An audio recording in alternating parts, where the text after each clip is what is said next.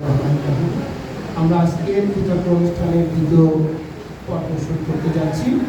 এ পর্বে বিষয় নির্ধারণ হয়েছে উচ্চশিক্ষার জন্য অধিক হারে বিদেশগামিতা একটি দেশের উন্নতির অন্তরায়। এর পক্ষ দলে যুক্তি নিয়ে আসছে আফরিন জাহান, নবম শ্রেণী, কাজলা সেকশন থেকে।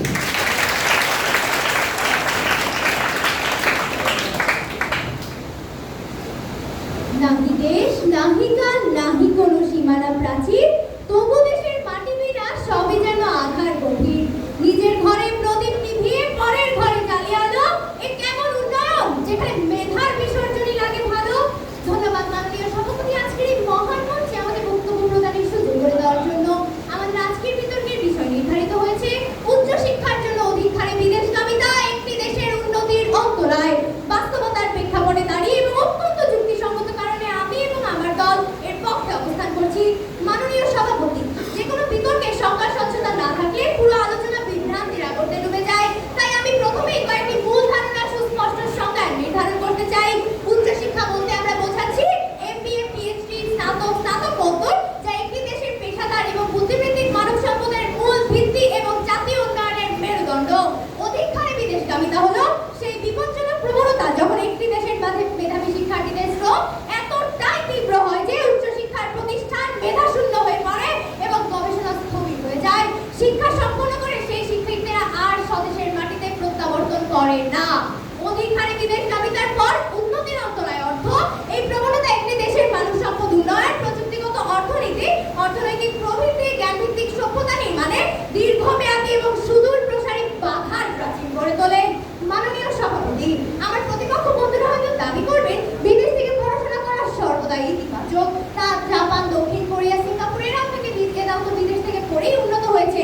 কিন্তু এখানেই মারাত্মক বিভ্রান্তটি প্রকৃত। মাননীয় সভাপতি, সাধারণ বিদেশগামিতা হলো পরিমিত সংখ্যক শিক্ষার্থী বিদেশে যান, গিয়ে দক্ষতা এবং দৃষ্টিভঙ্গির উন্নত ঘটিয়ে তারা দেশ ও জাতি গঠন করেন।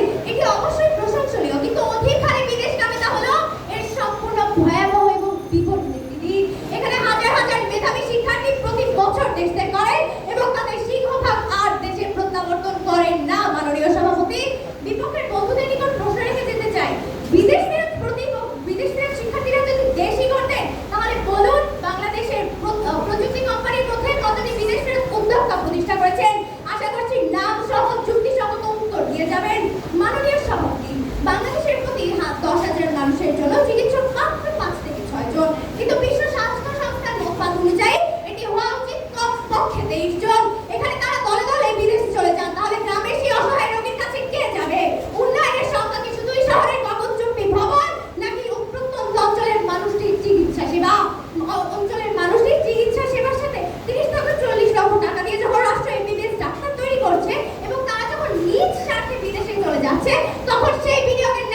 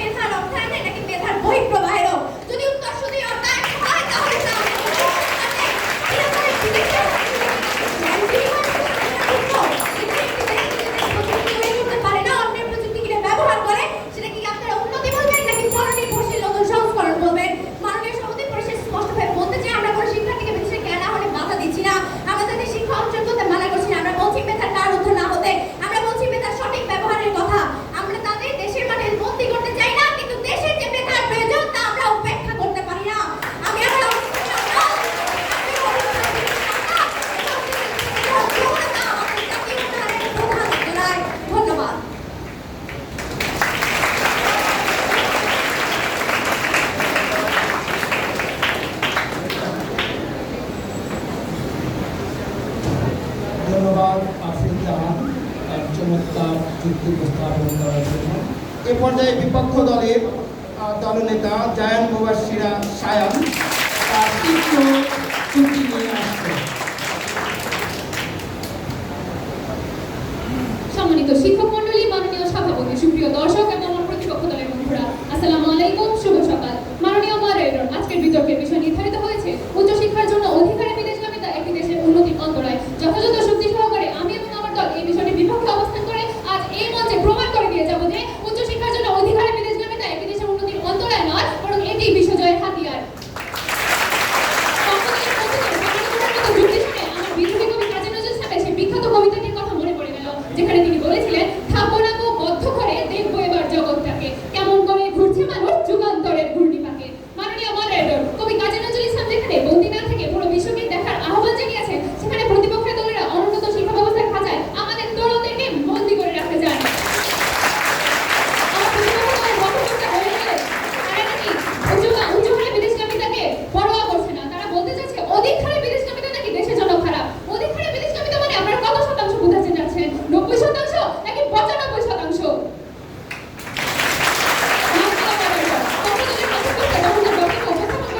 আমি তা মনোযোগ দিয়ে শুনছিলাম। তার উচিত ছিল এবং আমরাও প্রত্যাশা করেছিলাম তিনি আজকের প্রতিপাদ্য বিষয়ের যথাযথ সংজ্ঞায়ন করবেন, কিন্তু অতি প্রত্যাশায় আমরা হতাশ হলাম। তিনি আজকের প্রতিপাদ্য বিষয়ের অসম্পূর্ণ সংজ্ঞায়ন করা তার বিপক্ষ দলের হলো আমি সেই বিষয়গুলোর পুনরায় সংজ্ঞায়ন করছি।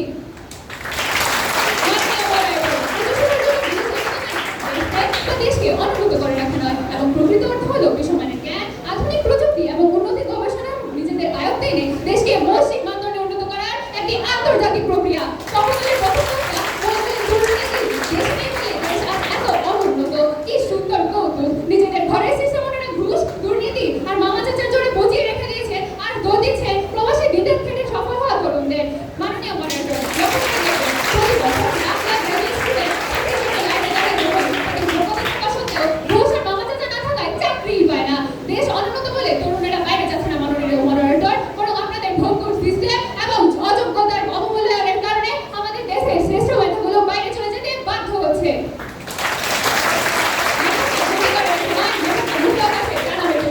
প্রতিপক্ষ দলগুলি আমার মতের সাথে একমত পোষণ না করেন, তাহলে আমাকে ধরিয়ে নিতে হবে তারা কখনো উন্নয়নশীল বাংলাদেশের স্বপ্নই দেখেননি।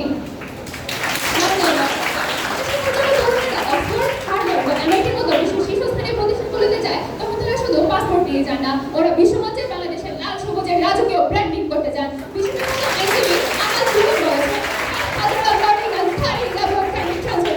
অর্থাৎ বিদেশ যাত্রা আমাদের তরুণদের বৈশ্বিক নাগরিক হিসেবে তৈরি করে, যা অন্তরায় নয় বরং দেশের বড় চালিকা শক্তি। সর্বশেষ জ্ঞান সূচকে আমাদের দেশের অবস্থান অনেক পেছনে। যেখানে দেশের উচ্চশিক্ষা ও গবেষণার অবকাঠামো দুর্বল, সেখানে তরুণেরা বাইরে গিয়ে যে জ্ঞান আছে তা আমাদের গ্লোবাল ইন্ডেক্সে অনেক অংশে এগিয়ে যেতে সাহায্য করছে। আমাদের তরুণদের শুধু বাংলাদেশের জন্য নয়, বরং পুরো পৃথিবীর জন্য নাগরিক হিসেবে গড়ে তুলতে হবে। আমাদের জাতীয় গৌরব স্যার ফজলে হাসান আবেদের এই দূরদর্শী চিন্তা অনুযায়ী উচ্চশিক্ষার জন্য বিদেশ যাত্রা তরুণদের সেই বৈশ্বিক নাগরিক হিসেবে তৈরি করছে।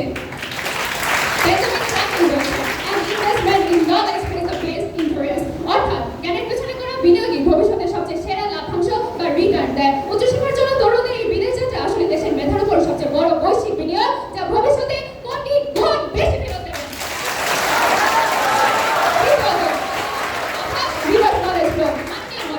আমাদের দেশের বিশ্ববিদ্যালয়গুলো ল্যাবে ক্যান্সার গবেষণা বা কৃত্রিম বুদ্ধিমত্তা নিয়ে বিশ্বমানের কাজ করার পর্যন্ত বাজেট বা প্রযুক্তি আছে। আপনি বিশ্বের 5টা বিশ্ববিদ্যালয়ের মধ্যে একটি নামও বাংলাদেশে খুঁজে পাবেন না, যেখানে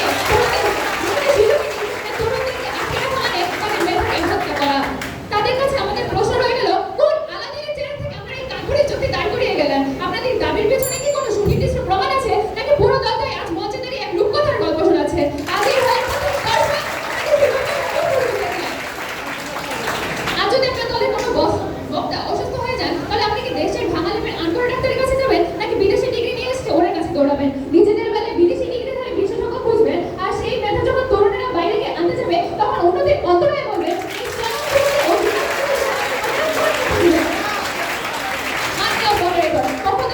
পড়াশোনা কিংবা সামান্য কিছু টাকা জলে যাওয়ার জন্য কান্না করছেন, কিন্তু ক্যালকুলেটরটি উল্টা ধরে তারা আয় হিসাব নিয়ে বুঝতে পারছে না।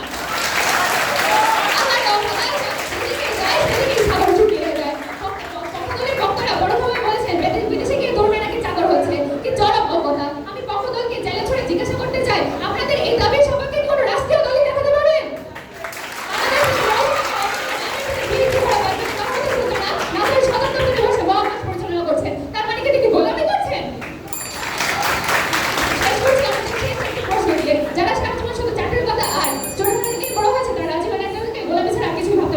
ধন্যবাদ মাননীয় মডারেটর, ধন্যবাদ উপস্থিত সবাইকে।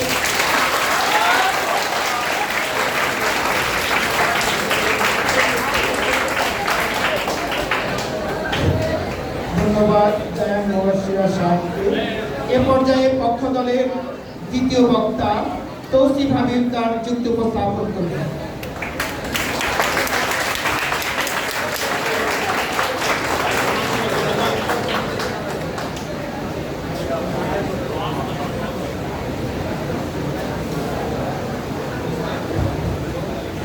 নিজ গৃহে ছিল মোর অমূল্য রতন, আমি তারে অবহেলা করি, পরধন লোভে মত্ত করি না ভ্রমণ, পরদেশে ভিক্ষাবৃত্তি কুক্ষুরে আচরি। সম্মানিত সভাপতি, শ্রদ্ধেয় বিচারক মণ্ডলী এবং উপস্থিত সুধীবৃন্দ, আসসালামু আলাইকুম। শুরুতেই আমি মাননীয় সভাপতিকে ধন্যবাদ জানাচ্ছি যে আজকে এই মহান মঞ্চে আমার বক্তব্য উপস্থাপনের সুযোগ করে দেওয়ার জন্য। মাননীয় সভাপতি, আমি আজকের বিতর্কের প্রস্তাবিত বিষয়ে উচ্চশিক্ষার জন্য অধিকারে বিদেশগামীতে একটি দেশের উন্নতির অন্তরায় এর পক্ষে অনস্বীকার্য যুক্তিসঙ্গত কারণে আমার দলের সঙ্গে তথা পক্ষ দলের সঙ্গে অবস্থান করছি। মাননীয় সভাপতি, প্রথমেই আমি আমার প্রতিপক্ষ দলের নেতা বক্তব্য নিয়ে একটু সংক্ষিপ্ত আলোচনা করে নিতে চাই। আমার প্রতিপক্ষ দলের নেতা তার বক্তব্যে বিদেশে আমাদের মেধাকে ঘূর্ণিপাকের কথা বলা হয়েছে, ঘূর্ণিপাকের কথা উল্লেখ করেছেন। তবে আমি এখানে একটি বিষয় উল্লেখ করতে চাই মাননীয় সভাপতি, যে কাজী নজরুল ইসলাম এখানে ঘূর্ণিপাক শব্দটি বলেছেন, একটি নির্দিষ্ট দূরত্ব গিয়ে থেমে যাওয়ার কথা বলেননি। মাননীয় সভাপতি,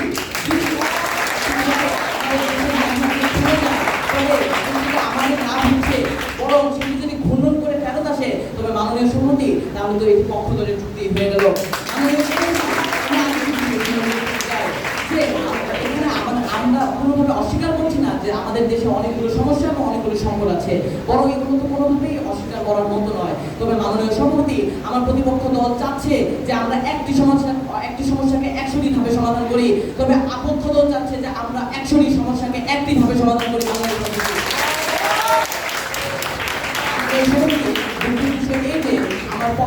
প্রতিপক্ষ দলের নেতা তার দীর্ঘ বক্তব্যে পক্ষ দলের জন্য একটিও যুক্তিসঙ্গত প্রশ্ন রেখে যেতে পারেননি। আরো বড় কোনো প্রশ্নের যুক্তিসঙ্গত উত্তর দিয়ে যেতে পারেননি। মাননীয় সভাপতি, বর্তমান প্রজন্মে একটি মনোভাব খুবই প্রচলিত হচ্ছে, তা হচ্ছে ইন্ডিভিজুয়ালিজম।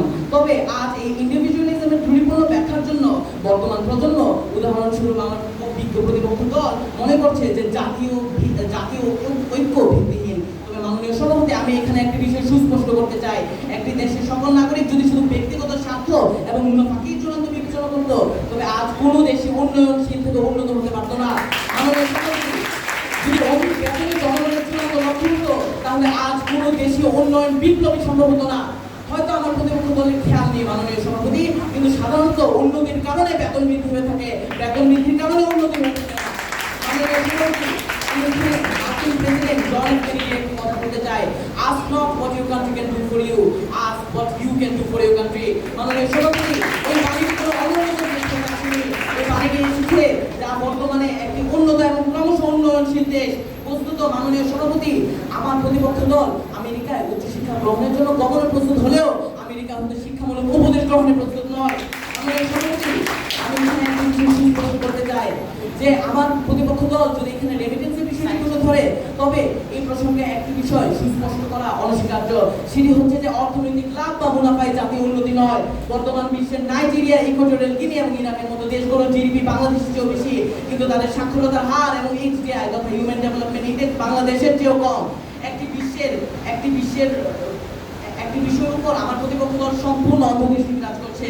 বাংলাদেশ ব্যাংকের সাম্প্রতিক সূত্রানুযায়ী বাংলাদেশের রেমিটেন্সের প্রধান উৎস হলো নির্মাণ শ্রমিক, কারিগরি শ্রমিক এবং সেবা খাতের কর্মী।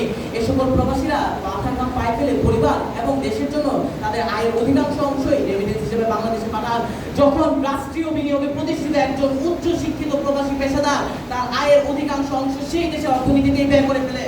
মাননীয় সভাপতি, এই সকল আমি বলছি না, বরং এই সকল হচ্ছে বাংলাদেশ ব্যাংকের 2019-এর সূত্র। মাননীয় সভাপতি, বর্তমান যুগে অর্থনৈতিক জাতীয় উন্নয়ন একমাত্র মাপকাঠি নয়, বরং বর্তমান যুগে প্রতিভাবান উদ্যোগ, কর্মবাজার বিস্তৃতি এবং দক্ষ মানব সম্পদই একটি রাষ্ট্রের মূল উন্নতির চাবিকাঠি। আমার প্রতিপক্ষ দল হয়তো এই ক্ষেত্রে আত্মত্যাগের প্রয়োজনীয়তাকে সম্পূর্ণভাবে অবহেলা করে যাচ্ছে। তবে মাননীয় সভাপতি, আরবি স্বর্ণযুগে একটি প্রবাদ ছিল,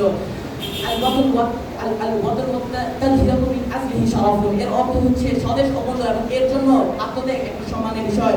মাননীয় সভাপতি, যেকোনো পরিবর্তনের জন্যই সাময়িক ক্ষতি উপেক্ষা করে এগিয়ে যেতে হয়। এটি একটি সর্বাধিক যৌক্তিক এবং ইতিহাস সাক্ষী। মাননীয় সভাপতি, একটি দেশের নাগরিক সেই দেশের উন্নয়নের জন্য সক্রিয়, দেশ তার সমানুপাতিক হারে উন্নয়নশীল। আমার প্রতিপক্ষকে এর বিরুদ্ধে কোনো যুক্তি দায়ের করতে ইচ্ছুক হলে অবশ্যই করবেন। মাননীয় সভাপতি, আরেকটি বিষয় হচ্ছে যে শিক্ষা, নৈতিকতা এবং বিচার বুদ্ধির প্রচার ঘটায়। আজ সেই উচ্চশিক্ষার বাহকদের অনুপস্থিতির জন্যই আমাদের দেশের রাজনৈতিক অবস্থা এত সংকটময় এবং দুর্নীতির প্রসার এত ব্যাপক। সবিশেষে বলতে চাই, মাননীয় সভাপতি, এখানে আমি কারো ব্যক্তি স্বাধীনতার উপর প্রশ্ন তুলছি না, তবে প্রশ্ন তুলছে আমাদের জাতীয় উন্নতির অন্তরায়ের উপর। মাননীয় সভাপতি, তারা কি সত্যিই মনে করে যে জাতীয় উন্নতির ঊর্ধ্বে ব্যক্তিগত স্বার্থ অবস্থান করে? তারা কি সত্যিই মনে করে যে বর্তমানে অধিকাংশ বিদেশি শিক্ষার্থী দেশে ফিরে আসে? এবং তারা কি সত্যিই মনে করে যে মেধা এবং প্রতিভা একটি রাষ্ট্রের রাষ্ট্রীয় সম্পদ নয়?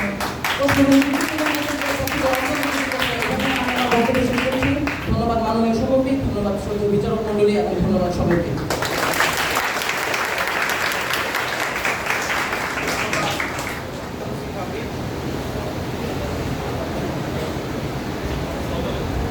ধন্যবাদ তৌসিফ আবিদকে। এ পর্যায়ে বিপক্ষ দলের তৃতীয় বক্তা মোহাম্মদ এনামুল হক রোহান তার যুক্তি নিয়ে আসছেন।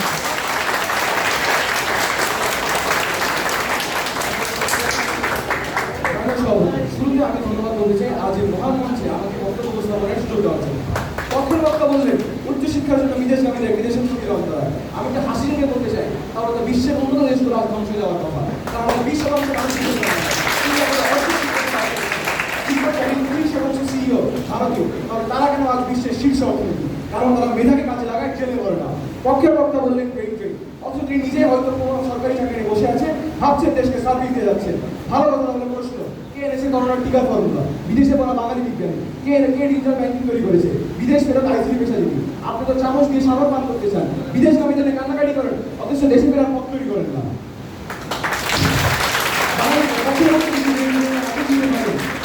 প্রশ্ন, যে সকল বাঙালি চিকিৎসক বিদেশে যান, তারা কি সেখানে বিদেশি চিকিৎসা প্রদান করেন?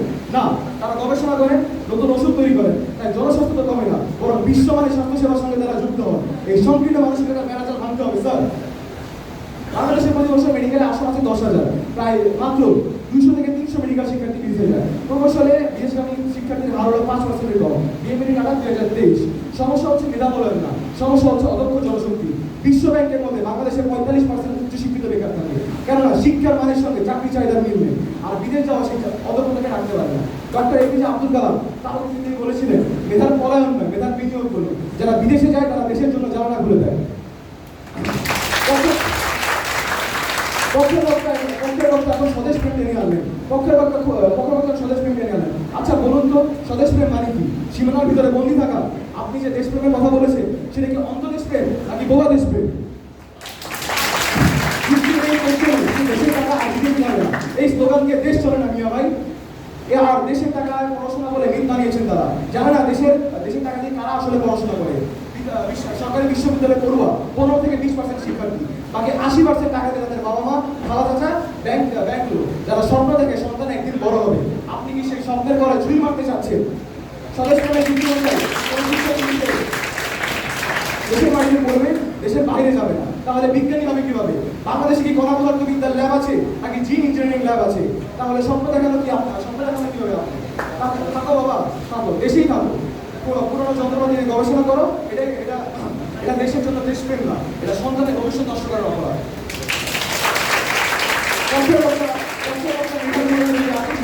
তাহলে উনি বলুন, একজন নোবেল বিজয়ীর মূল্য কত? 10,000 কোটি টাকা, 100 কোটি টাকা, নাকি অমূল্য? উত্তর দিতে পারবেন না, কারণ মেধার কোনো মূল্য হয় না। মেধা হয় কাজে লাগানো যায়, না হয় না। আর যে ব্যক্তি মেধা ও তাকে একই দাড়ি পাল্লায় মাপে, তিনি কখনো তার মেধা কখনো দাড়ি পাল্লার উপর উঠতে পারে না। পক্ষের বক্তা বললেন অধিকাংশই ফিরে না। বলুন তো এই তথ্য তারা কোথায় পেলেন? ভূতের বাজারে ইউনেস্কো বলছে 82% ফিরে, বিএমএডি বলছে 80% ফিরে। পক্ষের বক্তার ক্যালকুলেটর যদি জাপানি না হয়, চীনা হতো, তাহলে বেশি ভালো হতো। তাহলে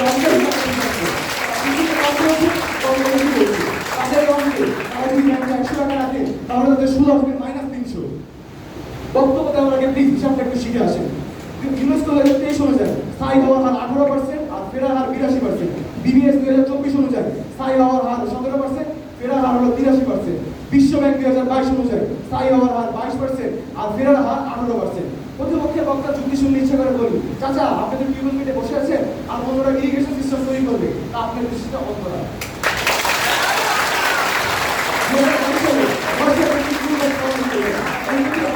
তারা ফিরতেনি না, বড় অন্তরায় হলো দেশের সুযোগ না থাকা, বিদেশে যাওয়া নাই। তথ্য জানা থাকলে বক্তব্য দিবেন না প্লিজ।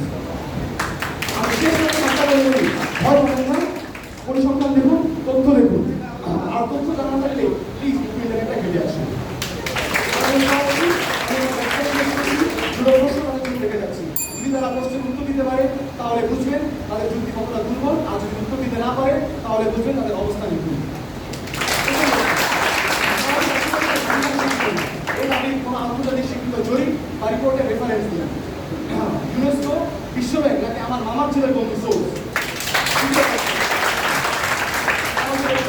বললেন বিদেশ থেকে বাংলাদেশে অধিক উচ্চমানের গবেষণাগার, প্রকৌশল, চিকিৎসা থাকতো, তাহলে কি শিক্ষার্থীদের বিদেশে যাওয়া দরকার পড়তো?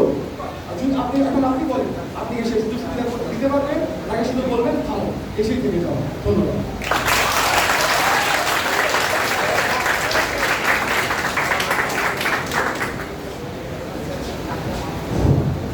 ধন্যবাদ এনামুল হক রোহান। এ পর্যায়ে পক্ষ দলের তৃতীয় বক্তা রোকাইয়া হক ইয়ানু তার যুক্তি নিয়ে আসবেন।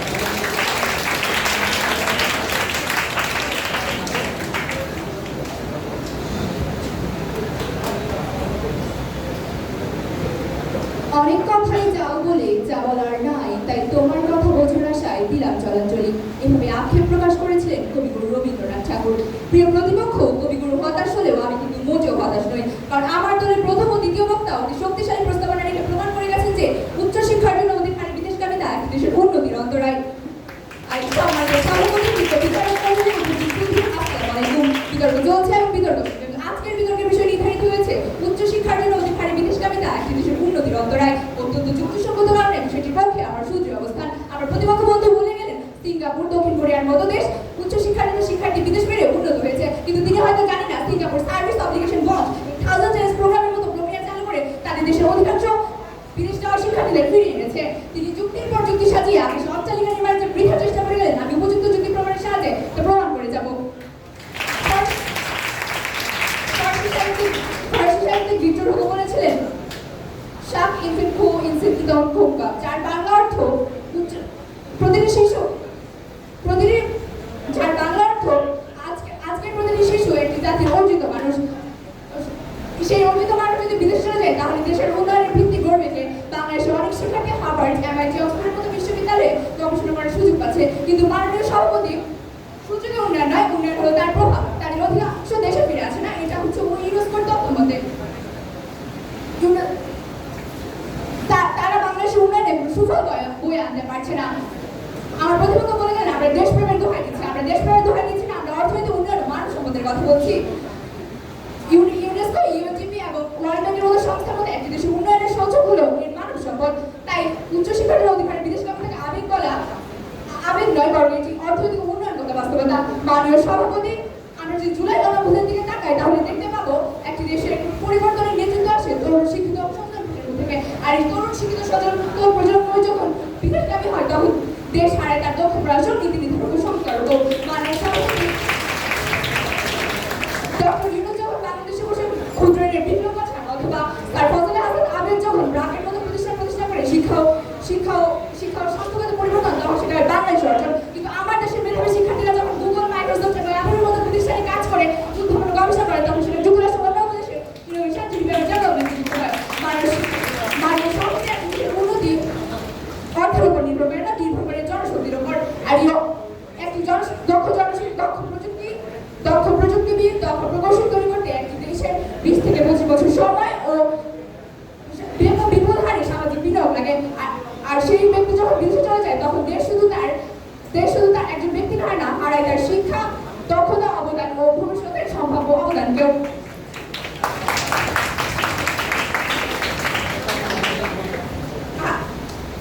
উন্নত দেশগুলো আরো উন্নত হয়, আর উন্নয়নশীল দেশগুলো মেধার অভাবে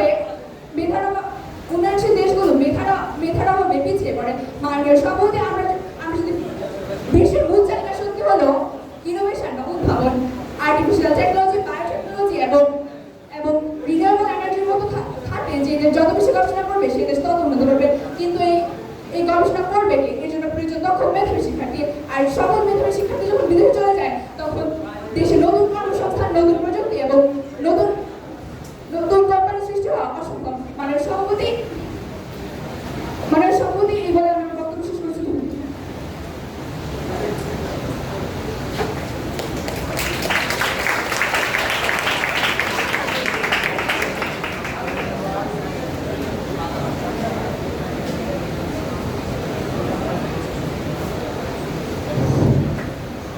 ধন্যবাদ রোকাইয়া হক ইয়াদু। এ পর্যায়ে বিপক্ষ দলের তৃতীয় বক্তা মোহাম্মদ আরিফিন হাসান রাতুল যুক্ত উপস্থাপন করেন।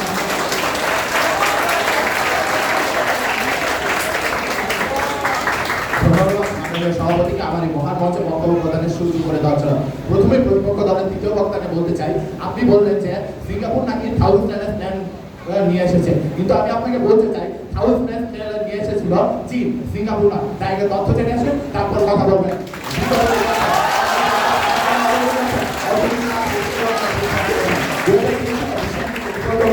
সারা বিশ্বের রেমিটেন্স প্রবাহ প্রায় 830 বিলিয়ন মার্কিন ডলার। বাংলাদেশের রেমিটেন্স এসেছে 21.8 বিলিয়ন মার্কিন ডলার। আমার প্রতিপক্ষ দল বলছেন বিদেশি যারা যায় শিক্ষিত তরুণরা তারা নাকি দেশে টাকা পাঠায় না, শুধু টাকা পাঠায় মধ্যপ্রাচ্যের শ্রমিকরা। আমি তাদেরকে বলবো আইএমও 2019 সালে রিপোর্ট অনুযায়ী প্রকাশ করেছে শিক্ষিত তরুণরা গড়ে 1,16,000 টাকা মাসে দেশে পাঠিয়ে থাকে। বিগত প্রতিপক্ষ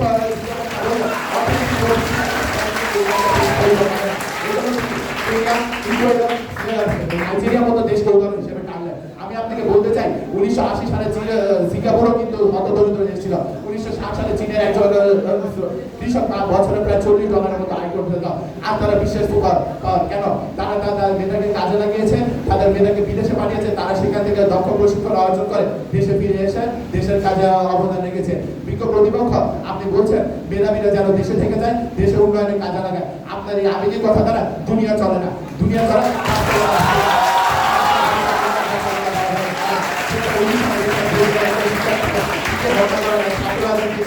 সেখানে আপনি বলছেন দেশের মেধাবীরা দেশে থেকে যায়, দেশের উন্নয়নে কাজে লাগাবে।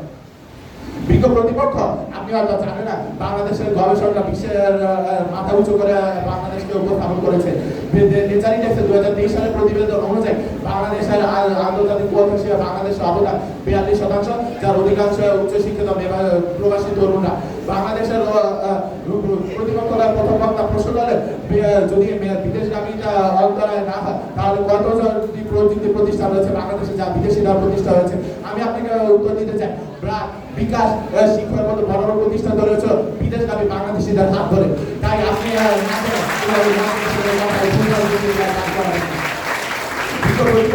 আপনি বারবার মেধাবীদের বিদেশ আপনাকে অন্তরায় বলে চলেছেন, কিন্তু আপনার নিজের ঘরের সিস্টেম সম্পর্কে আপনার কোনো আইডিয়াই নেই। বাংলাদেশে একজন মেধাবী শিক্ষার্থী পিএইচডি করতে সময় লাগে 5 থেকে 7 বছর, যেখানে একজন বিদেশে গেলে সে 3 থেকে 4 বছর পিএইচডি শেষ করতে পারে। বাংলাদেশের বিশ্ববিদ্যালয় ছাত্র রাজনীতি, র্যাগিং, মাদক ইত্যাদির একটি আন্তর্গত হিসেবে কাজ করে। সেখানে বিশ্ববিদ্যালয়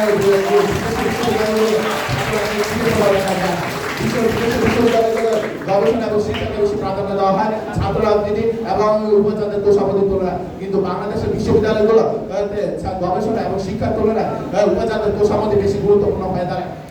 আমার দলের দ্বিতীয় বক্তা উপস্থাপন করে গেলেন বাংলাদেশের বেকারত্বের হার প্রায় 45%। বাংলাদেশের প্রতি বছর প্রায় 21 লাখ গ্র্যাজুয়েট বেকার বের হয়। এদের কর্মসংস্থানের ব্যবস্থা কি করবে? আপনার সরকার তো বাংলাদেশের এই তরুণদের বেকারত্বের দূর করতে পারছে না। আপনি কেন তাদেরকে বারবার বলছেন আপনারা দেশে থাকুন, দেশে উন্নয়নে কাজে লাগান, যেখানে তাদের নিজের পেটে ভাত নাই এবং তারা দেশে উন্নয়নে কাজে লাগাবে।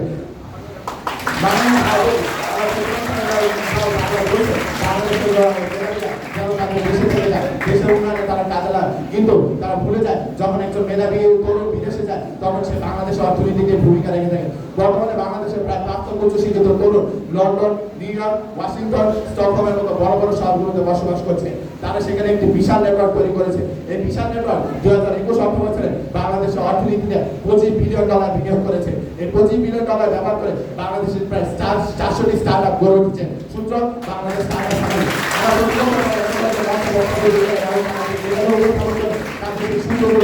যথাযথ সূত্র দেখিয়ে যাবেন।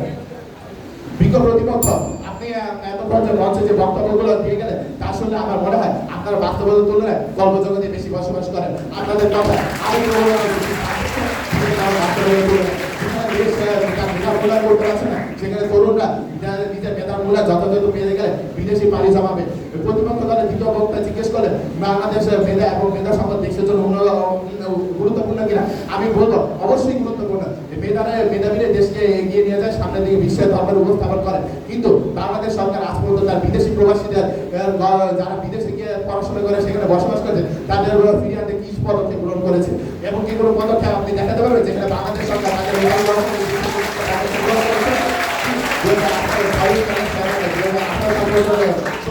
গবেষককে তাদের দেশে ফিরিয়ে আনে, যা তাদের ভোট মেনে প্রায় 28% অবদান রেখে চলেছে। তাই যেসব দেশ তাদের মেধাবীদের দেশে ফিরিয়ে এনেছে, দেশের উন্নয়নে কাজে লাগিয়েছে, তারাই বিশ্ব নেতা। তারা তাদের মেধাকে দেশে আবদ্ধ করে রাখে এই সংকীর্ণ চিন্তা নিয়ে দেশে বসবাস করে থাকে। ধন্যবাদ মাননীয় সভাপতি, ধন্যবাদ সবাইকে।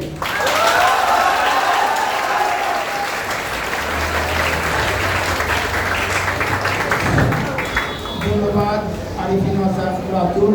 এ পর্যায়ে আমরা প্রথম পর্যায়ের বক্তব্য শেষ করলাম। এখন যুক্তি খণ্ডন পর্ব।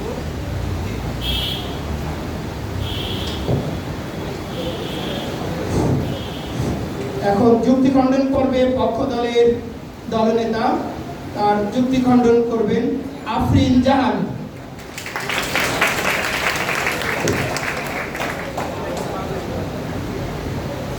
মোদের গরব মোদের আশা আমরি বাংলা ভাষা, অথচ সেই ভাষার আঙিনায় দাঁড়িয়ে মেধার বিসর্জনকে প্রগতির সোপান বলে চাঁদানো হচ্ছে মাননীয় সভাপতি। মাননীয় সভাপতি প্রতিপক্ষ দল যখন অত্যন্ত চাতুর্যের সাথে এবং সুমিষ্ট শব্দ জানে মেধা পাচারের মতো একটি উন্নয়নের সোপানকে নিষ্ফল প্রয়াস চালালেন জাতীয় উন্নতি হিসাবে। তার বৈশ্বিক নাগরিক অঙ্গন উচ্চশিক্ষার গড়ে মূলত সদস্যের মেধা শূন্যমানের প্রক্রিয়াকে বৈধতা দিতে চাইলেন। কিন্তু মাননীয় সভাপতি তাদের যুক্তিগুলোর অবস্থান ততটাই ভুল। তারা মূলত বৃক্ষের শিকড় কেটে অবস্থানে জলসির জোগাড়ের অবাস্তব স্বপ্ন দেখছেন। বিদ্যুৎ প্রতিপক্ষের কাছে জানতে চাই মেডিকেল এসিড 6000 না, মেডিকেল এসিড 10000 না 6000। আশা করছি তারা সঠিক যুক্তি জেনে তারপর কথা বলবেন এবং তারা সঠিক উত্তরটি জানবেন। মাননীয় সভাপতি মানসিকতা আসছে কেন? দেশের জন্য দেশপ্রেম না, তারা কি ধর্মীয় ব্যাখ্যাকে অস্বীকার করতে যাচ্ছে? তারা বারবার তোতাপাখির মতো একই কথা বলে যাচ্ছে, রেমিটেন্স রেমিটেন্স রেমিটেন্স। তারা দেশের উন্নতি ঘটাচ্ছে, কত শতাংশ বেশি এসেছে। ইউনেস্কোর তথ্য মতে বাংলা থেকে 3 গুণ বেশি মানুষজন ইদানিংকালে বিদেশে যাচ্ছেন পড়তে। এবং আমার পক্ষ দলের বন্ধুরা বলে গিয়েছে তারা দেশের রেমিটেন্স মধ্যপ্রাচ্যের দেশ থেকে আসে, বিদেশে পড়া উচ্চশিক্ষার ঘাটতি থেকে নয়। মাননীয় সভাপতি আমরা কিন্তু ব্রেন ড্রেনের কথা বলিনি। তারা কোথায় পেয়েছিল? বিতর্কে মিয়া এসব কোনো ভাষা হতে পারে না, এটি কোনো যুক্তি নয়। আমার মনে হয় এটি ব্যক্তিগত আক্রমণ। মাননীয় সভাপতি প্রতিপক্ষ অত্যন্ত সাগরের রেমিটেন্স এবং গ্লোবাল এক্সপ্রেসের কথা বলেন। তাদের উদ্দেশ্যে আমার জিজ্ঞাসা, পঙ্গ এবং মগজহীন রাষ্ট্রকে এবং কাগজের নোট দিয়ে উন্নত হতে পারে? আইনে কপাল মন্ডল যোগসানিতে অন্ধ পত্রতার নির্মম হলেই উচ্চশিক্ষার আড়ালে ব্রেন ড্রেন বা মেধার পাচার করছে, তার সিংহভাগের দেশে প্রত্যাবর্তন করে না। আপনার এলাকায় বিব্রত রহিতে আসে নাই কেহ অমনি পরে, সকলের করে সকলে আমরা প্রত্যেকে আমরা পরে করে। মাননীয় সভাপতি পরীক্ষার সবার শুরু হলেও তা জাতীয় স্বার্থের পরিপন্থী এবং দূরদর্শী নয়। একটি দেশের টেকসই উন্নয়নের জন্য প্রয়োজন নিজস্ব বিজ্ঞানী চিন্তাবিদ যারা সরকারি দেশের মাটিতে দাঁড়িয়ে লড়বেন, শুধু পরাহত সহানুভূতি জানাবেন না শীততা প্রিয়চিত পক্ষে থেকে। তাই আমি দ্বিধাহীন চিন্তা পুনর্বার ঘোষণা করছি, উচ্চশিক্ষার নামে নাকামির অধিকারের বিদেশগামিতা কোনো ক্রমে দেশের প্রগতির বাহক নয়, বরং তা আমাদের সামগ্রিক এবং দীর্ঘমেয়াদী উন্নতির এক অভেদ্য অন্তরায়।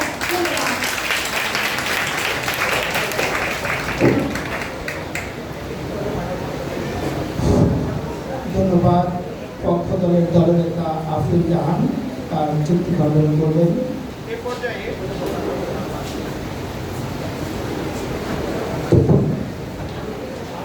এ পর্যায়ে যুক্তি খণ্ডন করবে বিপক্ষ দলের দলনেতা জায়ান মুবাশশিরা শায়ান।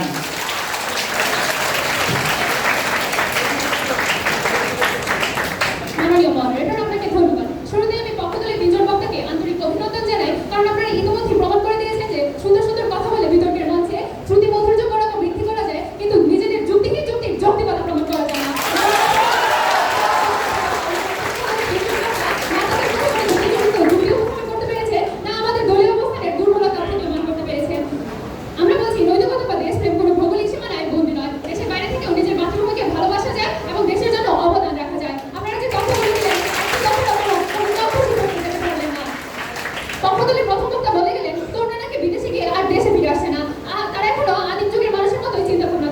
বর্তমানে গ্লোবালাইজেশনের যুগে দেশের সেবা করার জন্য দেশে সশরীরে উপস্থিত থাকার জন্য কোনো প্রয়োজন নেই। নাসা বা গুগলে বসে বাঙালি ইঞ্জিনিয়ার দূর থেকে দেশের আইটি সেক্টর, শিক্ষা ও প্রযুক্তির বড় বড় ব্যাকআপ দিচ্ছে।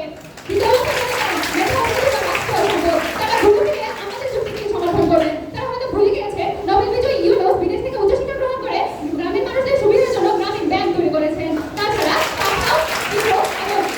বিকাশের পরিকল্পনা সম্পর্কে আপনারা একটু ইন্টারনেটে ঘেঁটে তাদের এডুকেশনাল ব্যাকগ্রাউন্ড সম্পর্কে জেনে আসবেন। ওনাদের ভুয়া দাবি কৃষকদের ট্যাক্সের টাকায় পরে তরুণেরা নাকি স্বার্থপরের মতো বিদেশ চলে যাচ্ছে। ওনারা সস্তা আবেগের অঙ্ক দেখাচ্ছেন, আসলে লাভ গ্রহণ করছেন। আসলে একজন শিক্ষার্থীর পেছনে সরকার কয়েক লাখ টাকা খরচ করে বিদেশ পাঠায়, আর সেই শিক্ষার্থী চাকরি পেয়ে 10 গুণ বেশি অর্থ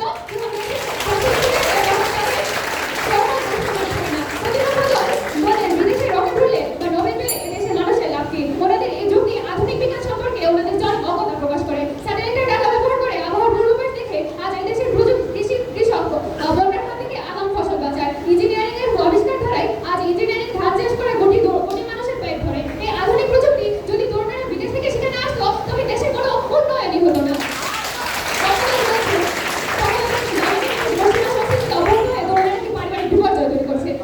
যুক্তিতে হেরে গিয়ে এখন সস্তা আবেগ জানতে যাচ্ছেন। বাংলার প্রতি ভালোবাসা ভৌগোলিক সীমানার উপর নির্ভর করে না।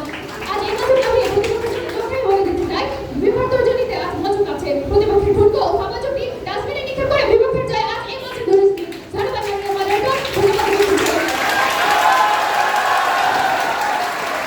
ধন্যবাদ সায়নকে। ইতিমধ্যেই আমরা দ্বিতীয় পর্বের বিতর্ক শেষ করলাম। এখন আমরা ফলাফলের জন্য অপেক্ষা করব। এর মধ্যে আমি মহামান্য অধ্যক্ষ স্যারকে অনুরোধ করব মঞ্চে এসে আজকের বিতর্কের সার্বিক সমালোচনা করার জন্য।